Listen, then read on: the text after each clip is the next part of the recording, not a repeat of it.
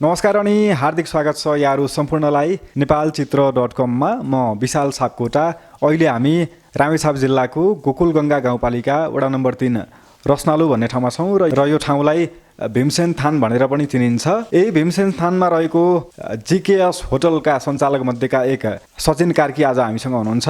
झन्डै 5 महिना अगाडि उहाँ सँगसँगै केशव कार्की, शिव कार्की र सुजन कार्की उहाँहरूको परिवारकै सदस्यहरू मिलेर यो होटल सञ्चालनमा ल्याउनु भएको छ। पछिल्लो 5 महिनाकै दौरान उहाँहरूले यो होटल जुन हिसाबले स्थापना गर्नुभयो र त्यसबाट प्रवाह गरिरहनु भएको सेवाले यस क्षेत्रमा निकै नै प्रभाव पारिरहेको छ। उहाँका अनुसार गाउँपालिकाले गरेको निरीक्षणमा समेत गाउँपालिका भरिकै होटलमध्ये उत्कृष्ट भएको उहाँले सुनाउनु भएको छ। विगतमा उहाँ स्वयंले दक्षिण कोरियामा झन्डै 10 वर्ष रोजगारी पनि गर्नुभयो। त्यसपछि फर्केर स्वदेशमा के गर्ने भन्ने हिसाबले विचार गर्दै जाँदाखेरि आफ्नै गाउँठाउँमा बसेर होटल व्यवसाय सञ्चालन गर्ने सोच बनाएर यसतर्फ लागेको सुनाउनु भएको छ। होटल व्यवसायमा 5 महिनाकै दौरान उहाँले सँगालेका अनुभव र यस अगाडिको उहाँको पृष्ठभूमि, यो होटलले प्रदान गरिरहेको सेवा सुविधा लगायतका विषयमा कुराकानी गर्दैछौँ। भिडियो हेर्दै जाँदाखेरि तपाईँले यो होटलसम्म आइपुग्ने रुट, त्यसै गरी यहाँको सम्पर्क नम्बर समेत पाउनुहुनेछ। रामेछाप आफैमा पहाडी जिल्ला हो र यस क्षेत्रमा आएर आगन्तुकहरूले कुन कुन ठाउँमा घुम्न जान सक्छन्, यस क्षेत्रको पर्यटकीय क्षेत्रहरू के हुन् लगायतका विषयमा उहाँसँगै कुराकानी गर्छौँ। आउनुहोस् उहाँलाई स्वागत गरौँ। नमस्ते, म सचिन कार्की, रामेछाप जिल्लाको गोकुलगङ्गा गाउँपालिका वडा नम्बर 3 भीमसेन थान अवस्थितमा रहेको जीकेएस होटलको म सञ्चालक हुँ। र हामीले चाहिँ यो जीकेएस होटल चाहिँ 2077 साल चैत 1 गतेदेखि सञ्चालनमा ल्याएका छौँ। र होटल गाउँमा तपाईँको यो गोकुलगङ्गा गाउँपालिकामा चाहिँ होटलको एकदमै आवश्यकता देखियो। हरेक मान्छेहरू तपाईँको पाहुनाहरू आउँछन्, यहाँ बस्ने ठाउँहरू त्यति व्यवस्थित थिएन र हामीले चाहिँ त्यो आवश्यकतालाई नै मध्यनजर गरेर चाहिँ हामीले एउटा आधुनिक किसिमको एउटा स्टार जस्तै खालको एक किसिमको होटल चाहिँ हामीले सञ्चालन गरेका छौँ। किनकि हामीको एकैछिनमा चाहिँ हामीले एउटा नाफा कमाउने त्यस्तो ठुलो उद्देश्य लिएर पनि हामीले होटल सञ्चालन गरेका होइनौँ। र हामीले के भनेदेखि तपाईँको गाउँमा कति मान्छेहरूले काठमाडौँ सहर देखेका छैनन् हैन। काठमाडौँ सहर, त्यहाँका सहरमा भएका होटलहरू, आधुनिक होटलहरू कस्ता किसिमका त्यो पनि थाहा छैन। ती गाउँका त्यस्ता किसिमका मान्छेहरूलाई चाहिँ काठमाडौँको होटल चाहिँ यस्तो हुँदो रहेछ भन्ने एउटा अनुभूति होस् भनेर हामीले एउटा तपाईँको यहाँ गोकुलगङ्गा गाउँपालिकामा चाहिँ हामीले होटल सञ्चालन ल्याएका छौँ। हामीसँग चाहिँ तपाईँको 10 वटा एटेच रुमहरू छन्, राम्रो आधुनिक किसिमको। यहाँ अब तपाईँहरूले पनि हेर्नुभयो, यहाँ राम्रो डेकोरेसनहरू गरेका छौँ हामीले। एउटा काठमाडौँकै होटलको एउटा झझल्को दिन्छ। हाम्रा योभन्दा अगाडि पनि हाम्रो बागमती प्रदेशको चाहिँ अर्थमन्त्रीज्यू कैलाश ढुङ्गेल पनि आउनुभएको थियो र उहाँले हेर्नुभयो हामीले चाहिँ तपाईँको मकवानपुरमा अथवा यो धुलीखेलतिर भएका होटलहरूको अनुभूति भयो हामीले यहाँ बस्दाखेरि चाहिँ भन्ने किसिमको उहाँहरूले कुरा गर्नुभयो। र अरू कुरा भनेको तपाईँको यो होटल खोल्नमा हाम्रो गाउँपालिकाको अध्यक्ष खड्गबहादुर सुनवारको पनि ठुलो देन छ। उहाँले नै हामीलाई चाहिँ काठमाडौँमा बसेर तपाईँहरू गाउँमा चाहिँ एक किसिमको होटल भएन, बरु गाउँपालिकाले हामीले केही सहयोग गर्छौँ, केही अनुदानका कुराहरू पनि उठाएको छौँ, त्योहरू पनि दिन्छौँ र खोल्नुहोस् भन्ने एक किसिमको उहाँको रिक्वेस्ट पनि थियो। र हाम्रो पनि एउटा भित्री इच्छा, गाउँमा चाहिँ केही गर्नुपर्छ, सहरमा होइन। तपाईँको सहरमा बसेपछि मेरो पनि काठमाडौँमा घर छ, मेरो ओल्लो घरको मान्छेले पल्लो घरमा चिन्दैनन्, त्यो एक किसिमको पीडा छ ममा भने। तर गाउँमा भए त मेरो आफ्नै गाउँ हो, गाउँका मान्छेहरूलाई सुविधा कुराहरू हुन्छन्, त्यो कुराहरू भएर चाहिँ हामीले चाहिँ होटल सञ्चालनमा ल्याएका छौँ। होटल खोलेको जम्मा 4-5 महिना जस्तो समय भएछ, तर यस आसपासमा आउँदाखेरि नै मान्छेहरूले फलाना होटलमा जानुहोस्, त्यहाँ बस्नुहोस् भनेर सिफारिस गरिरहेको सुन्दा तपाईँहरूले त्यस्तो के गर्नुभयो सुरुवातमै? होइन, मैले अघि पनि यहाँलाई जानकारी गराएँ। हामी चाहिँ एउटा काठमाडौँको झझल्को यहाँ होस् भन्ने किसिमको हिसाबले चाहिँ हामीले डेकोरेसनका कुराहरू लिएर हामीले कुक पनि एउटा अनुभवी कुक छ, हामीले खानेकुराहरू स्वादिष्ट बनाएर, होटलमा भनेको तपाईँको एउटा सरसफाइ र खानेकुरा स्वादिष्ट, यदि दुईवटा कुरा भयो भने नै ग्राहक आउने हुन्, नत्र त आउँदैन नि त्यसरी। होटलको मापदण्ड भनेको यी दुई कुरा हो मुख्य कुरा चाहिँ हो, एउटा सरसफाइ र खानेकुरा मिठो, र तपाईँको आउने एउटा एक किसिमको ग्राहकहरूसँग एउटा बोल्ने शैलीहरू होइन, तपाईँको रेस्पेक्ट गर्ने तरिकाहरू, त्यो नै हो मुख्य कुराहरू। तपाईँको होटल राम्रो सञ्चालन हुनु, राम्रो चल्नुमा चाहिँ म तिनै कुराहरूलाई चाहिँ देख्छु। तपाईँका होटलका विशेषताहरू, तपाईँहरूले यो होटलभित्रै पनि गर्नुभएको इन्टेरियर डिजाइनको कुराहरू पनि हामी गरौँला। तपाईँकै पृष्ठभूमिमा देखिएको यो पनि आकर्षक छ होइन। त्योभन्दा अघि तपाईँ के गर्दै हुनुहुन्थ्यो अनि होटल व्यवसायमा लाग्ने सोच कसरी बनाउनु भयो? यस्तो म चाहिँ योभन्दा अगाडि गाउँमै जन्मेको मेरो चाहिँ स्थायी घर चाहिँ यो गोकुलगङ्गा गाउँपालिका वार्ड नम्बर 4 मा हो र यो चाहिँ वार्ड नम्बर 3 हो अहिले हाम्रो होटल भएको ठाउँ चाहिँ। र म पहिलेदेखि यहीँ काम गर्थेँ, यहीँ पढेँ, यहीँ हुर्केँ। मैले अब क्याम्पस लेभल चाहिँ काठमाडौँ गएर पढेँ र त्यसपछि यहाँ काम गर्ने सिलसिलामा दक्षिण कोरियामा जाने अवसर मिल्यो। म चाहिँ दक्षिण कोरियामा चाहिँ करिब करिब 10 वर्ष काम गरेँ। दक्षिण कोरियाबाट फर्किसकेपछि मैले काठमाडौँमा के गरौँ कि मैले सोच गरेँ, फेरि होइन मैले गाउँमै गएर केही गर्नुपर्छ, गाउँमै आफ्नो परिचय बनाउनुपर्छ, आफ्नो पहिचान बनाउनुपर्छ, साथीभाइ सबै गाउँमै छन्, म गाउँमै केही गर्नुपर्छ, केही गरेर देखाउनुपर्छ भन्ने हिसाबले मैले चाहिँ करिब करिब 1.5 करोड चान्चुन लगानी गरेर चाहिँ यो होटल चाहिँ सञ्चालन गरेको छु। यसमा मेरो दाइहरू पनि सपोर्ट छ, मेरो भतिजहरू पनि सपोर्ट छ, उहाँहरू पनि सेयर छ। हामी एउटा परिवार जस्तो मिलेर चाहिँ हामीले सञ्चालन गरेको हौँ। जस्तो अध्ययन कहाँ पुर्याउनु भएको थियो कोरिया जानुभन्दा अगाडिसम्म? मैले चाहिँ बिकम चाहिँ पास गरेँ। त्यसपछि चाहिँ गाउँमै हाम्रो यो खिम्ती प्रोजेक्ट बनेको थियो, त्यसमा चाहिँ करिब 6-7 वर्ष चाहिँ काम गरेँ मैले इलेक्ट्रिसियनको रूपमा। अनि त्यसपछि चाहिँ म कोरिया खुल्यो, त्यसपछि कोरिया खुलेपछि म कोरियातिर गएँ। कोरियामा अब त्यहाँ त कृषि र उत्पादन क्षेत्रमा नेपालीहरू गइराखेका छन्, तपाईँ केमा जानुभएको थियो? म चाहिँ म्यानुफ्याक्चरमा गएको हो। हाम्रो चाहिँ एउटा यो प्रिन्टिङ कम्पनी थियो, त्यो प्रिन्ट गर्ने कम्पनीमा चाहिँ म प्रिन्टिङको सम्बन्धी काम गर्थेँ। त्यहाँको पेसा र यहाँको पेसा चाहिँ एकदम बिल्कुल फरक छ। त्यो चाहिँ कस्तो काम गर्नु पर्थ्यो, त्यहाँ काम गर्दाको अनुभूति थोरै सुनाउनुहोस् न। त्यो कुरा एकदम ती दिनहरू सम्झिने हो भनेदेखि एकदम काहाली लाग्ने दिन थिएन। हामीले चाहिँ तपाईँको बिहान कहिलेकाहीँ चाहिँ बिहान 8 बजे चाहिँ काममा छिर्यौँ भने भोलिपल्ट हामी रातको 4 बजे निस्किनु पर्थ्यो। भोलिपल्ट बिहानको रातको 4 बजे पनि निस्क्यौँ कहिलेकाहीँ। त्यसरी चाहिँ बिजी हुँदाखेरि हामीले काम गर्नुपर्ने एउटा त्यहाँको रुल्स एन्ड रेगुलेसन एकदमै राम्रो छ, रेस्पेक्ट गर्ने तरिकाहरू त्यहाँको एकदमै राम्रो छ। काम दुःख भए पनि काम गर्न एकदम रमाइलो छ, किनकि तपाईँ यसको आधारमा त्यहाँको साउजी चाहिँ तपाईँको काम गर्ने पेनको एज चाहिँ बढी छ भनेदेखि साउजीले आएर चाहिँ त्यो पेनलाई रेस्पेक्ट गर्छ। त्यहाँ चाहिँ उमेरको चाहिँ त्यति रेस्पेक्ट हुन्छ। काम गर्दाखेरि एउटा रुल्स रेगुलेसन अनुसार काम गरे हुन्छ। त्यस्तो खासै त्यस्तो कामको गाह्रो भए तापनि त्यहाँका अन्य एक्टिभिटिजले गर्दाखेरि चाहिँ त्यस्तो गाह्रो फिलिङ भएन र मेहनतका साथ चाहिँ मैले 10 वर्ष चान्चुन काम गरेँ। त्यस्तो खासै त्यस्तो गाह्रो फिल भए पनि त्यहाँको वातावरणले गर्दाखेरि त्यस्तो गाह्रो महसुसै भएन मलाई। आम्दानी कतिको थियो? पारिश्रमिक राम्रै थियो कोरियामा? पारिश्रमिक राम्रो छ। हामी सुरुमा जाँदा त तपाईँको वर्ल्ड क्राइसिस थियो, त्यतिखेर त खासै त्यही 60, 70, 80, 90 हजारमा कमाउँदैन थिएँ। हामी 2008 मा गएका हौँ सुरुमा। र तपाईँको अहिले त करिब करिब ओभरटाइमहरू राम्रो, तपाईँको मिनिमम स्यालेरी अहिले 2 लाख चान्चुन पुगिसकेको छ कोरियामा। ओभरटाइमहरू गर्दाखेरि तपाईँको 4 देखि 5 लाख रुपियाँ महिनामा कमाउन सकिन्छ कोरियामा अहिले हाल चाहिँ लेटेस्ट त्यही छ। मैले यो किन पनि सोधेको भन्दाखेरि आजको दिनमा 1.5 करोडको होटलको मालिक बनिरहेर तपाईँसँग मैले अन्तर्वार्ता लिइरहँदा तपाईँले चाहिँ कुन कुन घुम्तीहरू पार गर्दै यहाँसम्म आइपुग्नु भयो भन्ने कुराले पनि महत्त्व राख्छ। जो कोहीले चाहिँ सिधै ठुलो व्यवसाय थाल्नु अघि सुरुवात चाहिँ सानैबाट हुन्छ भन्ने एउटा सन्देश पनि जाओस्। यो ठाउँमा होटल खोल्ने उद्देश्य चाहिँ के पनि हो तपाईँको? भविष्यमा यो क्षेत्रमा तपाईँले देखिरहेको सम्भावना के छ होटल व्यवसायका लागि? होइन, सुरुमा त हामीले यहाँ होटल खोल्ने त्यस्तो केही थिएन। यहाँ धेरै मान्छेहरूको तपाईँको जनगुनासो आयो, जस्तो अब गाउँपालिका नजिकै भयो, बस्ने खाने ठाउँ राम्रो केही पनि भएन होइन भन्ने त्यस्तो किसिमको गुनासोहरू आइसकेपछि तपाईँको हामीले चाहिँ अनि गाउँपालिका अध्यक्षज्यूले पनि हामीलाई चाहिँ एक किसिमको कुरा गर्नुभयो, तपाईँहरू अब सहरमा होइन गाउँमा चाहिँ केही गर्नुहोस्, गाउँमा केही गर्नुपर्छ भनेपछि हामीले के गर्ने त भने त्यहाँ बढी आवश्यकता हामीले होटल देख्यौँ। होटल देखिसकेपछि चाहिँ हामीले चाहिँ अब तुरुन्तै आजको भोलि नै बेनिफिट लिने किसिमको त्यस्तो सोच राखेनौँ होइन। एउटा राम्रै गरौँ, भविष्यमा राम्रो होला। अब रोडहरू पिच हुँदैछ, तपाईँको मन्थली नजिक हुन्छ, यहाँबाट पिच भइसकेपछि मन्थलीमा गर्मीको सिजनमा त मान्छेहरू तपाईँको चिसोमा आएर बस्नु रुचाउँछन् होइन। अनि मन्थलीका मान्छेहरू पनि तपाईँको यहाँ आएर बस्छन् र भोलि भविष्यमा चाहिँ यहाँको रोड पिच भइसकेपछि तपाईँको बाम्ती हुँदै या माथिसम्म चाहिँ जान्छन्। त्यतिखेर चाहिँ भविष्यमा चाहिँ राम्रै चल्ला, तैपनि नचले पनि एउटा चाहिँ तपाईँको गाउँमा सुविधाको कुराहरू नै भयो होइन। गाउँका मान्छेहरूलाई चाहिँ राम्रो पनि हुन्छ, उनीहरूले राम्रो बस्ने बाहिर आएको मान्छेहरूलाई नि एउटा सुविधा किसिमले हुन्छ भन्ने किसिमले नै हामीले सञ्चालन गराएको हौँ। तर आजको भोलि नै हामीले बेनिफिट पाइहाल्छौँ भन्ने किसिमको त्यो किसिमको चाहिँ हाम्रो उद्देश्य होइन। भविष्य चाहिँ राम्रै हुन्छ होला भन्ने सोचेर चाहिँ हामीले यो व्यवसाय सञ्चालन गरेका हौँ।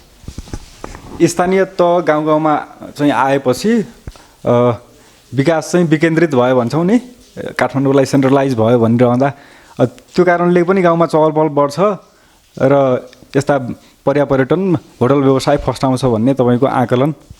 हजुर एकदम सही हो। त्यो तपाईँको अब सिंहदरबार चाहिँ गाउँ गाउँमा छिर्यो भन्ने एक किसिमको छ।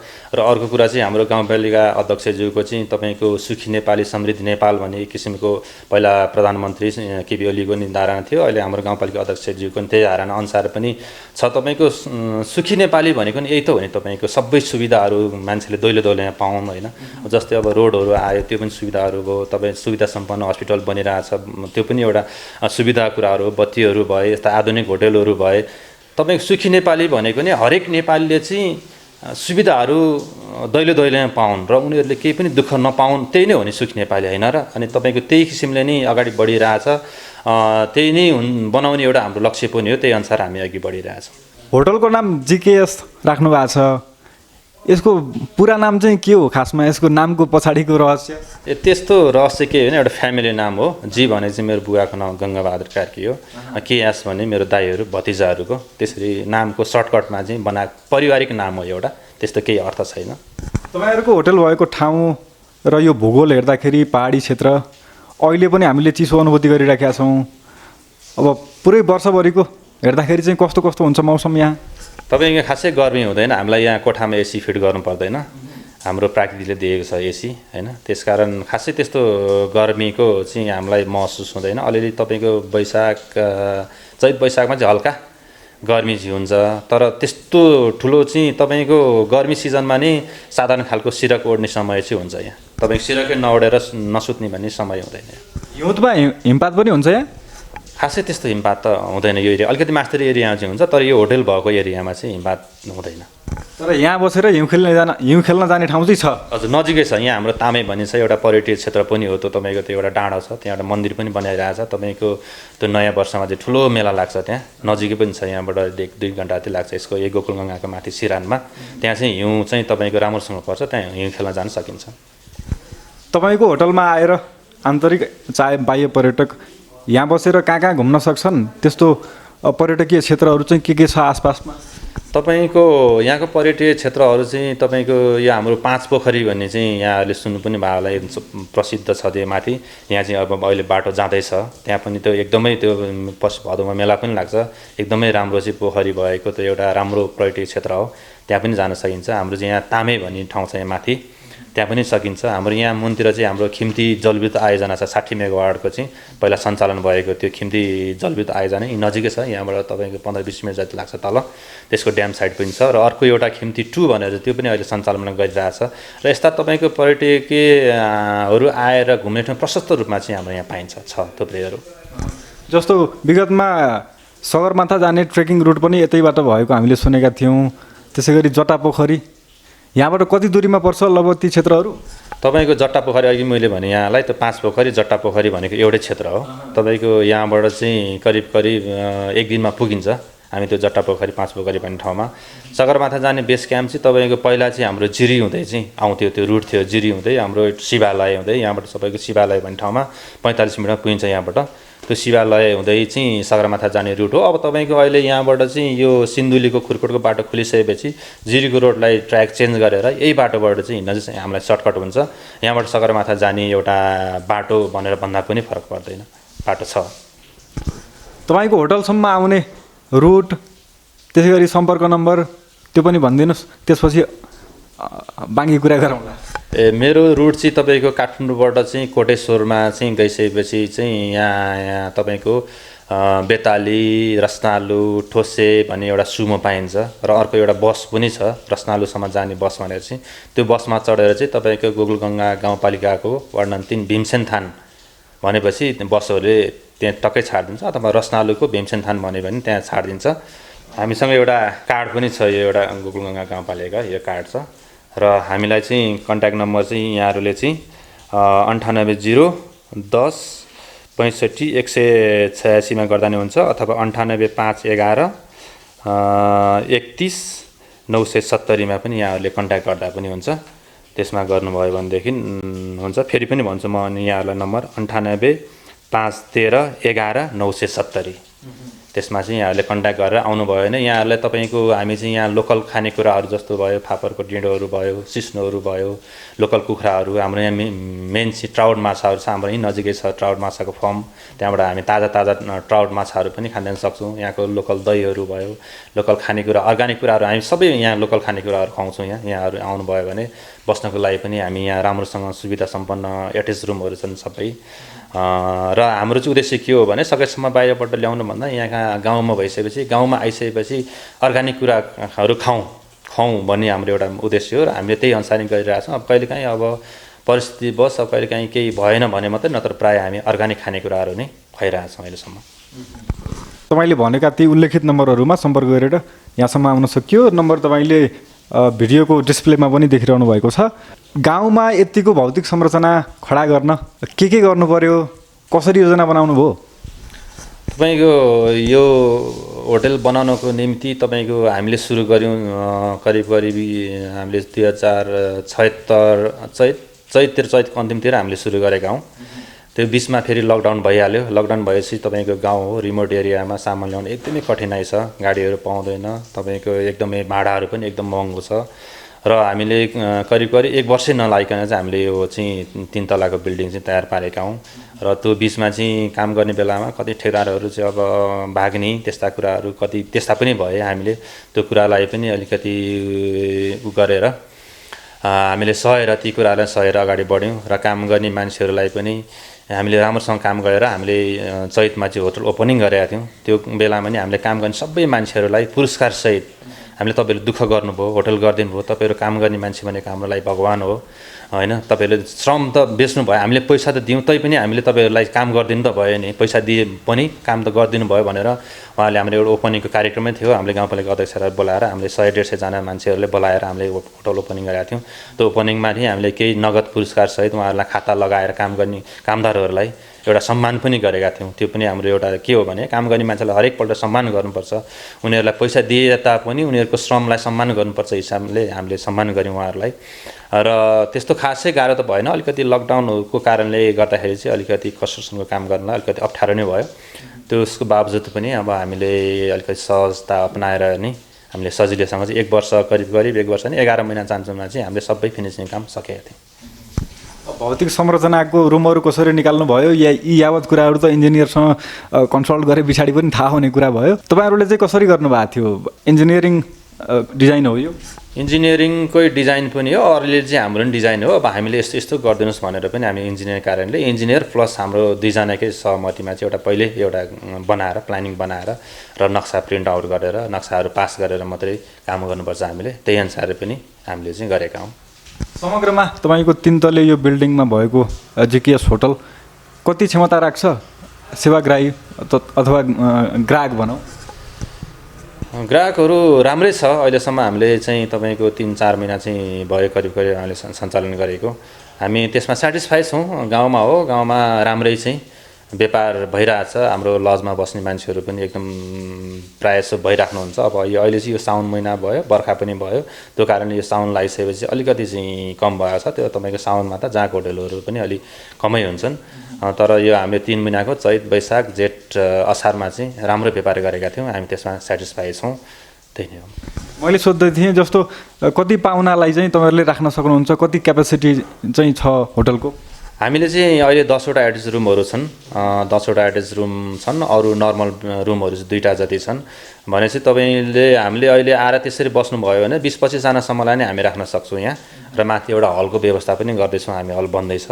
त्यो हल भयो भने पनि त्यस्तो कार्यक्रमहरू पनि त्यस्तो हलमा चाहिँ हामी गर्न सक्छौँ अहिले हामीसँग चाहिँ त्यही हो एटेच रुमहरू चाहिँ 10वटा छ अरू नर्मल रुमहरू चाहिँ 2टा छ माथि हल पनि बन्दै भन्नुभयो अरू के छन् यो भित्र बिल्डिङको संरचना चाहिँ जस्तो किचनदेखि लिएर डाइनिङ हामीसँग चाहिँ अहिले बाहिर डाइनिङ हल छ त्यहाँ करिब हामी चाहिँ 30-40 जना चाहन्छन् मान्छे बसेर खान सक्नुहुन्छ यहाँ भित्र चाहिँ हाम्रो चाहिँ 15-16 जना चाहन्छन् बसेर खान सक्नुहुन्छ र अर्को हाम्रो उतापट्टि एउटा सेपरेट रुम छ त्यसमा पनि 4-5 जना बसेर चाहिँ खान सक्नुहुन्छ हामी एकैचोटिमा त्यति खुवाउन सक्छौँ तल्लो रुममा भयो त्यसपछि माथिल्लो फ्लाइटमा गइसकेपछि हाम्रो चाहिँ 9वटा एटेच रुमहरू छ माथिल्लो फ्लाइटमा चाहिँ त्योभन्दा मास्तिर चाहिँ हामीले चाहिँ 2टा रुमहरू चाहिँ अहिले नर्मल रुम बनाइरहेको छौँ, अर्को 2टा पनि बनाउने प्लानिङमा छौँ र तपाईँको हल पनि बनाउँदैछौँ अहिले। अब हलमा चाहिँ तपाईँको 60-70 जना बसेर चाहिँ कुनै कार्यक्रमहरू गर्न सक्नुहुन्छ र हामीसँग सोलरहरू पनि छ, चिसो पानी तातो पानीहरू सबै छ, वाइफाईहरूको सुविधाहरू छ। अनि त्यही नै हो, अरू गाउँमा त अरू खासै के गर्न सकिन्छ र त्यस्तै छ। इन्टेरियरको कुरा गर्दै थिएँ, हामीले कुरा गरिरहेको र तपाईँको पृष्ठभूमिमा देखिएको यो आर्ट हो कि प्रिन्ट हो? यो हाम्रो चाहिँ प्रिन्ट र आर्ट भन्दा पनि अहिले चाहिँ तपाईँको वालपेपर भन्ने पाइँदो रहेछ। वालपेपर सबै वालपेपर हो। यता के अरे भित्रको चाहिँ, बाहिरको चाहिँ तपाईँको एक साइडमा भएको त्यो एउटा बगैँचा जस्तोको एउटा भित्तामा छ नि प्रिन्ट, त्यो चाहिँ तपाईँको मैले कम्प्युटरमा चाहिँ खोजेर चाहिँ त्यो प्रिन्ट गर्न लागेको हो त्यस एउटा चाहिँ। अब त सबै वालपेपरहरू त्यो रेडिमेड चाहिँ पाइँदो रहेछ वालपेपरहरू तपाईँको त्यो हो। अनि बाहिरतिर त्यो फिलरहरू राखेको चाहिँ सबै टाइलहरू हो, त्यही छ। सेवा शुल्क के कसरी छ? रुमहरू कसरी चाहिँ भाडामा दिनुहुन्छ? त्यसै गरी खाना डिसहरूको चाहिँ रेट के कति छ? हाम्रो चाहिँ यस्तो छ हजुर, त्यो के छ भने अब हामीले अलिकति आधुनिक हिसाबले बनाएर अलिकति राम्रो बनाए तापनि, किनकि हामीले के कम्प्रोमाइज गऱ्यौँ भने गाउँका मान्छेहरू हुन्, गाउँका मान्छेहरूलाई हाई कस्ट लिएर हामीले चाहिँ त्यो चाँडै बेनिफिट लिइहालौँ भने त्यस्तो मनसाय राखेका छैनौँ। त्यसकारण हामीले लोकल मार्केटमा जस्तो एउटा चिया पसलमा अरूमा त्यो ठाउँमा जस्तो किसिमको रेट छ हामीले पनि त्यस्तै किसिमको राखेका छौँ। नत्र अलिकति तपाईँको यहाँ बस्ने स्ट्यान्डर्ड छ, हामीले अलिकति हाई रेट राख्न सक्थ्यौँ नि, तर त्यस्तो नगरिकन सबैलाई चाहिँ एउटा मान्य किसिमको होस्, जस्ता पनि मान्छेहरू छिरुने यहाँ। तपाईँको पैसावाला मात्रै होइन, साधारण मान्छेहरू आएर चियामा बसेर एउटा साधारण मूल्यमा, हिजो अस्ति अलिकति मास्तिर साधारण चिया पसलमा खाने मूल्य चाहिँ यहीँ बसेर खान बस्नु भन्ने एउटा उद्देश्यले तपाईँको हाम्रो लोकल मार्केटमा चाहिँ चिया पसलहरूमा, साधारण होटलहरूमा जस्तो किसिमको रेट छ हामीले त्यस्तै राखेका छौँ। अहिले चाहिँ हाम्रो चाहिँ एटेच रुमहरूको लागि चाहिँ डबल बेड भएको एटेच रुमहरूलाई चाहिँ अहिले हामीले 800 रुपियाँ राखेका छौँ र सिङ्गल बेड भएको एटेच रुमलाई चाहिँ हामीले अहिले 600 रुपियाँ राखेका छौँ। भोलि पर्सि त्यो परिमार्जित हुन पनि सक्छ। खानेकुराहरू त हामीले अब साधारण लोकल मार्केटहरूमा तपाईँको भेज खानाहरूलाई चाहिँ 150 रुपियाँ, मटन खानाहरूलाई चाहिँ 300 रुपियाँ र चिकन खानालाई चाहिँ 250 रुपियाँ त्यसरी राखेका छौँ। खास त्यस्तो हाई कस्ट छैन हाम्रो त्यस्तो किसिमको। गाउँपालिका अध्यक्षज्यूले पनि यो व्यवसाय गर्नको लागि अथवा होटल खोल्नको लागि प्रोत्साहित गर्नुभयो भन्नुभयो तपाईँले, उहाँले ठ्याक्कै के भन्नुभयो अनि गाउँपालिका स्वयंले कसरी सहजीकरण गर्यो तपाईँहरूलाई? गाउँपालिकाको ठुलै देन छ तपाईँको यहाँका व्यवसायीहरूलाई, मेरो होटललाई मात्रै होइन, गाउँपालिकाले चाहिँ तपाईँको सायद म अब मेरै गाउँपालिका अध्यक्ष भनेर मैले त्यस्तो घमण्ड गर्न खोजेको होइन, तर अहिलेको गाउँपालिका अध्यक्ष तपाईँको खड्का सुनवारको जुन किसिमको एउटा भिजन छ, सायद नेपालभरिका गाउँपालिकाहरूको यो पहिलो भिजन जस्तो लाग्छ मलाई। किनकि मैले अरू गाउँपालिकाहरूको अध्यक्षहरूलाई, मेयरहरूलाई पनि यस्तो कुराहरू के छ तपाईँको भिजन भनेर यस्तो बुझ्दाखेरि, तर सबै ठाउँको भन्दा यहाँको एउटा एक्स्ट्रा किसिम छ। किनभने उहाँले चाहिँ के भन्नुभएको छ भने जुन किसिमको एउटा सुखी नेपाली समृद्धि नेपाल भन्ने एउटा नारा छ नि, त्यो चिज जनतामा लागू होस् भनेर हरेक किसिमका उद्योगहरू तपाईँको गाउँपालिकामा हुन्, बाहिरमा निर्भर नहोस्। जस्तो अब तपाईँको होटल, आधुनिक होटलहरू हो, प्रिन्टिङका कुराहरू, प्रेसहरू यहीँ होस्, जबकि मान्छेहरू यहाँको केही एउटा चाहिँ प्रेसमा काम गर्नु पऱ्यो भने मन्थली नपुगुन्, काठमाडौँ नपुगुन् भन्ने एउटा उहाँको उद्देश्य हो। साबुन फ्याक्ट्रीहरू यहीँ हुन्, कुकिजहरू यहीँ हुन्, कारखानाहरू यहीँ हुन्, तपाईँको टेलरिङहरू यहीँ, सबै कुरा चाहिँ गाउँपालिकाभित्रै होस्। हरेक यहाँका मान्छेहरू तपाईँको बाहिर गएर चाहिँ जानु नपरोस्, यसको लागि दुःख नपाउन् भन्ने किसिमको एउटा उद्देश्य हो। त्यो भन्दाखेरि उहाँको के प्लानिङ छ भने तपाईँको त्यस्ता कारखाना त हुन्, तर मान्छेहरूलाई तपाईँले यो गर भनेर त कोही मान्छेहरूसँग पैसा हुँदैन, आर्थिक रूपमा चाहिँ कमजोरी हुन्छन्, त्यस्ता सबैले गर्दैनन् नि। त्योभन्दा बरु गाउँपालिकाले अनुदान दिउँ, हरेक तपाईँको यहाँका जनताहरूलाई चाहिँ सुख सुविधाको लागि के कारखानाहरू चाहिँ प्रमोट गर्नुपर्छ त, ती कारखानाहरूलाई चाहिँ गाउँपालिकाले कति दिन सक्छ त्यो किसिमको एउटा अनुदान रूपमा चाहिँ दिउँ भनेर चाहिँ उहाँहरूले प्लानिङ गरेर अहिले चाहिँ तपाईँको होटल व्यवसायहरूलाई तपाईँको 10वटा भन्दा माथि एटेच हुनेलाई 15 लाख रुपियाँ अनुदान होइन, 10वटा भन्दा मुनि एटेच हुनेलाई चाहिँ तपाईँ 10 लाख रुपियाँ अनुदान भयो। जस्तै अब यो तपाईँको प्रेस कसैले खोल्न चाहन्छ भने चाहिँ तपाईँको 25 लाख रुपियाँसम्म दिने एउटा प्रेसलाई त्यो अनुदानको रूपमा उसलाई फ्रीमा दिने पैसा, त्यो पछि असुल्ने पनि होइन कुनै गाउँपालिकाले, त्यो दिने भयो। तपाईँको साबुन कारखाना गर्छ भने उसलाई चाहिँ 10-12 लाख रुपियाँ दिने, मिनरल वाटर गर्छ भने उसलाई 20 लाख रुपियाँ दिने, तपाईँको कुकिजहरूलाई छ 10 लाख रुपियाँ छ, यस्ता छाला कारखानाहरू यस्ता हरेकलाई चाहिँ तपाईँको अहिले हिजो अस्ति भर्खर लिस्ट आउट भइसकेको छ, त्यसको लागि अनुदान पनि परिसक्यो। होइन। र हामीले हाम्रो होटललाई पनि 14 लाख रुपियाँ चाहिँ अनुदान परेको छ। गाउँपालिका अध्यक्षले पहिला सुरुमा नि भन्नुभएको थियो र मापदण्डहरू उहाँहरूको एउटा मापदण्ड छ, त्यो मापदण्ड पुरा गरेका मान्छेहरूलाई चाहिँ अनुदान दिने भनेर चाहिँ हामी त्यो मापदण्डभित्र नि परेका छौँ। जस्तै कुराहरू अब तातपानी चिसोपानी हुनुपर्छ, एउटा आफ्नो मापदण्ड बनाउनु भएको छ उहाँले, वाइफाईहरू हुनुपर्छ, सफासुग्घर हुनुपर्छ, सारा कुराहरू हुनुपर्छ। त्यो भनेर चाहिँ उहाँहरूले आएर जाँचिसक्नु भयो। यहाँ जाँचिसकेर चाहिँ हामीले चाहिँ मेरो होटललाई चाहिँ यो गाउँपालिकाभित्रको उत्कृष्ट होटलको रूपमा चाहिँ उहाँहरूले लिएर 1 नम्बरमा चाहिँ राखेर चाहिँ उहाँहरूले अनुदान मलाई के दिनुभएको छ। म गाउँपालिका अध्यक्षलाई चाहिँ धेरै धेरै धन्यवाद दिन चाहन्छु, किनकि साँच्चै नै भिजन भएको मान्छे हो कि उहाँ। हरेक मान्छेहरू चाहिँ सुविधा पाउन् भन्ने उहाँको एउटा ठुलो कुरा हो र राम्रो काम पनि गर्नुभएको छ। कृषिमा क्रान्ति गर्नुभएको छ, सारा कुराहरू चाहिँ उहाँले गर्नुभएको छ। त्यही नै छ अहिलेसम्म। अन्तिममा तपाईँले व्यवसाय सुरु गर्नुभयो, तपाईँ जस्तै युवाहरू अझै पनि कति विदेशमा हुनुहुन्छ अथवा यहीँ लगानी केमा गर्ने भनेर सोचिरहनु भएको छ, त्यस्ता युवाहरूलाई तपाईँले दिने सल्लाह के छ? जस्तो होटल व्यवसाय सुरु गर्नकै लागि पनि कसरी चाहिँ योजना बनाउन सकिन्छ? कुन कुन क्षेत्रमा लगानी गर्दा चाहिँ जोखिम हुँदैन? होटल व्यवसाय नै कतिको चाहिँ जोखिम मुक्त क्षेत्र हो? तपाईँको यस्तो हो के हो भनेदेखि म के भन्छु भने सकेसम्म सर्ट पिरियडलाई त विदेश जानु राम्रो कुरा हो, किनकि पैसा हामीसँग हुँदैन नेपालमा बसेर सुरुको स्टेजमा त होइन। म पनि अब 10 वर्ष विदेश बसेर आएको हुँ। मैले पनि काठमाडौँमा के गर्थेँ होला, के बनाउँथेँ होला, अलि राम्रै काम गरेर के गर्न सक्थेँ होला, तर त्यस्तो भएन। हामीले चाहिँ गाउँमै गएर प्रमोट गर्नुपर्छ, गाउँमै केही काम गर्नुपर्छ, गाउँकै मान्छेहरूलाई सुविधा दिनुपर्छ। पैसा कमाए पनि नकमाए पनि गाउँमा एक किसिमको आफ्नो इज्जत छ होइन। काठमाडौँ ओल्लो घरले पल्लो घर चिन्दैन, मैले मेरो घर छ, मेरो घरको पल्लो छिमेकीले मलाई चिन्दैन, उसलाई म चिन्दिनँ होइन। त्योभन्दा एउटा हामी यहाँ गाउँमा त एक किसिमको राम्रो मेजोरिटी छ, दाजुभाइ छन्, तल्ला घर माथि घर छन्, एउटा सुविधाको कुराहरू पनि हुन्छ होइन। त्यो हिसाबले हामी चाहिँ गाउँमा बसेका हौँ होइन। हाम्रो फ्यामिलीकै एउटा हामी 3-4 जना दाजुभाइ मिलेरै बनाएको होटल हो यो होइन। मेरो आफ्नो व्यक्तिगत भन्दा पनि दाइहरू पनि संलग्न हुन्छ त्यसमा, भतिज पनि संलग्न छ। हामी 3-4 जना मिलेर चाहिँ गरेका हौँ यो। र तपाईँ होटल व्यवसाय खोल्नलाई अलिकति गाह्रै छ, सङ्घर्ष गर्नुपर्छ। तपाईँ हरेक कुराहरू चाहिँ यहाँ बस्ने मान्छेहरू, होटलमा बस्ने मान्छेहरूले हरेक किसिमका टचरहरू सहनुपर्छ। कति किसिमको ग्राहकहरू आउनुहुन्छ, उहाँहरूले अब केही कहिलेकाहीँ अब राम्रो गर्दा गर्दै पनि नराम्रो हुनसक्छ, उहाँहरूको गाली खानुपर्ने हुन्छ। त्यसमा चाहिँ सरी सर भन्नु पऱ्यो, सारा कुराहरू गर्नु पऱ्यो, नरम हुनु पऱ्यो। ती कुराहरू आफ्नो ठाउँमा गाह्रोको कुराहरू छँदैछन्। तपाईँ के हो भने होटलहरू चल्छ, होटलहरू आएर खोल्नु भयो भने चल्छ, तर त्यसमा एउटा क्राइटेरिया छ। ती क्राइटेरियाभित्र बसेर चाहिँ काम गरियो, खोलियो भने तपाईँको भविष्यमा अहिले तत्काल त तपाईँको हामीसँग अब थुप्रै होटलहरू भइसक्यो यहाँ गोकुलगङ्गामा। अहिले तत्काल त नचल्ला, तर केही वर्ष पछाडि अब बाटोहरू पिच भएर मासतिर गइसकेपछि तपाईँको होटलहरूको लाइन पनि राम्रै सम्भावना देखेको छ मैले यहाँ। तपाईँको कृषिमा क्रान्ति गऱ्यो भने यहाँ कृषिमा धेरै कुराहरू छन्। तपाईँको आलु जोनहरू छ, आलुहरू रोपियो, अरू अन्य कुराहरू तपाईँ काठमाडौँ यहाँबाट तपाईँ 5-6 घन्टा 4-5 घन्टा हो यहाँबाट। यहाँका हरेक उत्पादनका क्षेत्रहरू यहाँ नबेकेका कुराहरू हामी काठमाडौँ लगेर बेच्न सक्छौँ। ती कृषिमा मैले धेरै सम्भावना यो गोकुलगङ्गा गाउँपालिकामा बढी सम्भावना देखेको चाहिँ तपाईँको कृषिमा छ। कृषिमा काम गर्नुभयो भने पक्कै पनि तपाईँको अझै कति व्यवसायले गरिराख्नु छ, किवी खेती गरिराख्नु भएको छ, आलु खेती गरिराख्नु भएको छ, उहाँहरूले राम्रै आम्दानी गरिराख्नु भएको छ। कोही पनि युवाहरू तपाईँ यहाँ आएर गाउँमा गर्न चाहनुहुन्छ भने म पहिलो प्राथमिकता चाहिँ कृषिमा आउनुहोस्, कृषिमा गर्नुहोस् भन्न चाहन्छु। कृषि र यस्ता उद्योगहरू सञ्चालन, होटल व्यवसाय सञ्चालनका लागि गोकुलगङ्गा गाउँपालिकाले गरेको कुरा पनि तपाईँले भनिहाल्नुभयो। तपाईँसँग हामीले तपाईँको होटल व्यवसायको विषयमा रहेर केन्द्रित रहेर कुराकानी गऱ्यौँ। समय दिनुभयो, हजुरलाई धन्यवाद।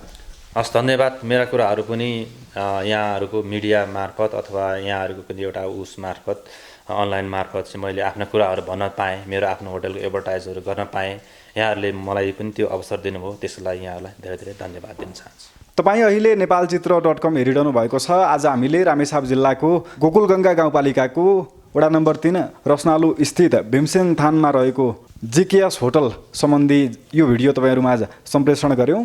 तपाईँ पनि यहाँसम्म आएर यस क्षेत्रको अवलोकनसँगै यसै होटलमा बसेर यहाँको सेवा लिन सक्नुहुनेछ। अन्य सामग्रीमा यहाँहरूसँग फेरि भेट हुनेछ। विशाल सापकोटा, छुटिन्छु। नमस्कार।